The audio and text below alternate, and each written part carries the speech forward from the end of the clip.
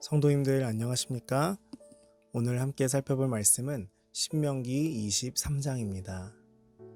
신명기 23장은 하나님의 택하신 백성들의 바람직한 삶의 규례들을 설명하고 있습니다. 처음 부분은 이스라엘의 총회에 들어올 수 없는 사람들과 족속들을 발표하고 있습니다. 암몬 사람들과 모압 사람들은 영원히 총회에 들어올 수 없었습니다. 그러나 에돔 사람은 3대 후부터는 들어올 수 있었습니다. 두 번째 부분은 이스라엘 진영을 정결하게 하는 규례를 알려줍니다. 화장실은 진영 밖에 만들었습니다. 용변을 볼 사람은 손에 삽을 들고 진영 밖으로 나가 볼일을 본 후 삽으로 배설물을 덮었습니다. 그렇게 해야 진영의 위생이 청결하게 유지될 수 있었습니다. 세 번째 부분은 하나님의 백성으로서 갖추어야 할 여러 가지 덕목과 규례에 대해 설명하고 있습니다. 1절에 들어오지 못하리라. 고환이 상한 자나 음경이 잘린 자는 여호와의 총회에 들어오지 못하도록 규정되었습니다. 이것은 인체를 훼손하는 것은 하나님께서 싫어하신다는 사실을 강조하고 있기도 한데요. 여호와의 총회란 넓은 의미에서는 이스라엘 백성 전체를 의미할 때 쓰였고, 좁은 의미로는 이스라엘의 공적인 모임을 뜻하기도 했습니다. 그러나 여기서 기록된 신랑이 상한 자는 총회에 들어올 수 없다는 이 말씀은 하나님께서 신체를 훼손하는 것을 싫어하신다는 것이지, 장애를 가진 사람은 구원을 받을 수 없다라고 기록하신 것은 아닙니다. 사도행전 8장 27절부터 38절에 보면 한 내시를 구원하시기 위하여 하나님께서 빌립을 보내시는 장면을 볼 수 있습니다. 3절에 암몬 사람과 모압 사람. 암몬 사람과 모압 사람은 영원히 총회에 들어갈 수 없었습니다. 그들은 아브라함의 조카인 롯과 그의 두 딸 간의 근친상간으로 인해 태어난 족속으로서 원래는 이스라엘과 화친할 대상이었습니다. 그러나 이 두 족속은 출애굽 후 광야에서 방황할 때에 이스라엘 백성들에게 길을 내어주지 않았고 떡과 물을 공급해주지 않았습니다.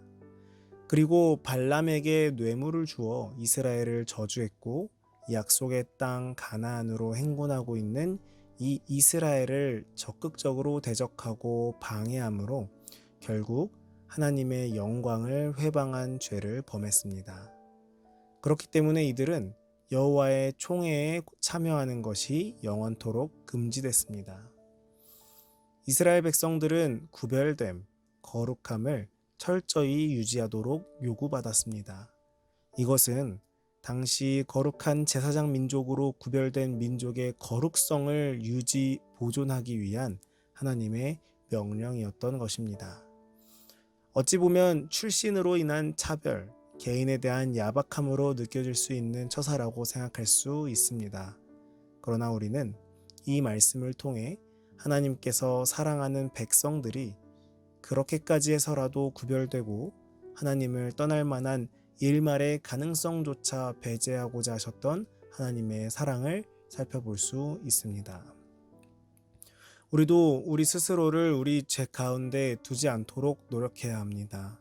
우리 스스로를 구별하고 죄 가운데 두지 말고 오직 하나님 앞에 거룩하게 믿음으로 나아가는 우리가 되기를 간절히 바랍니다.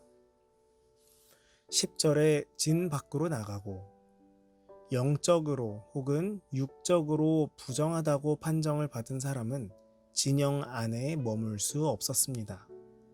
몽설은 여러 예 중에 하나입니다.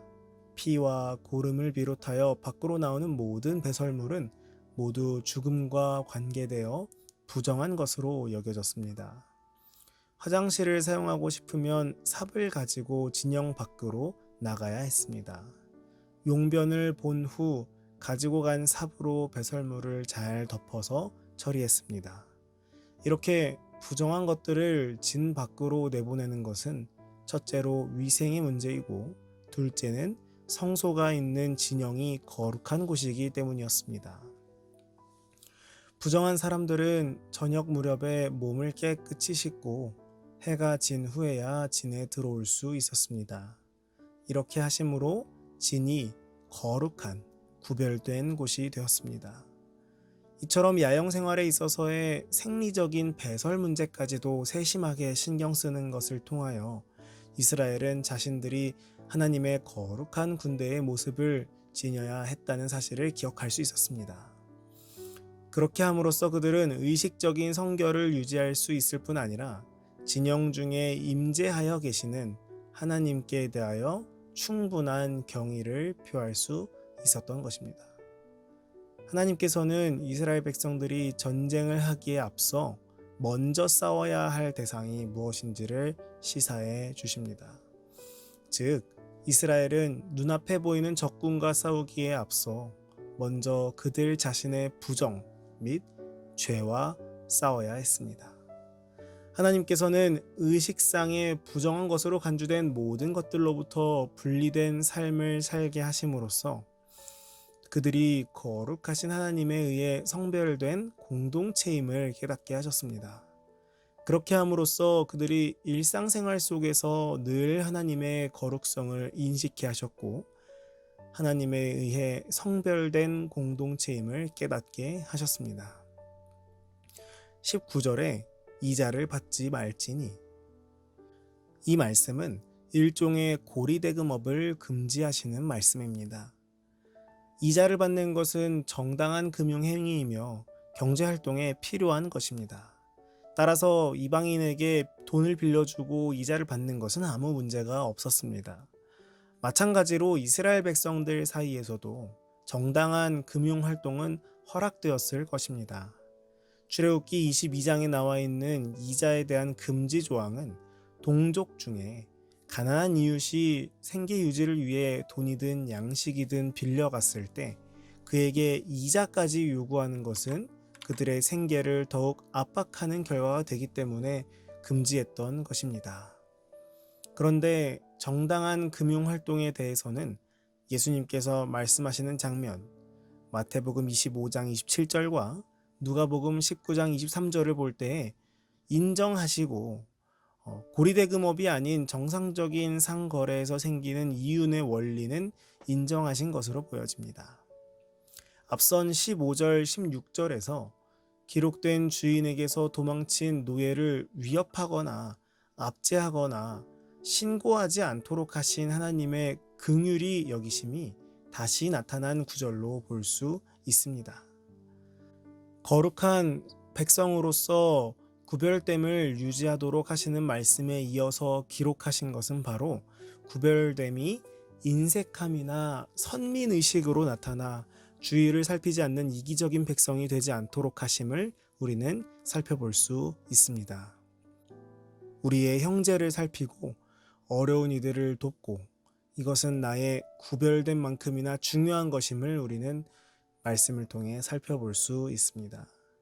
거룩을 위해 긍휼히 여기는 마음을 버린다면 우리는 과연 거룩한 백성이라고 할 수 있을까요?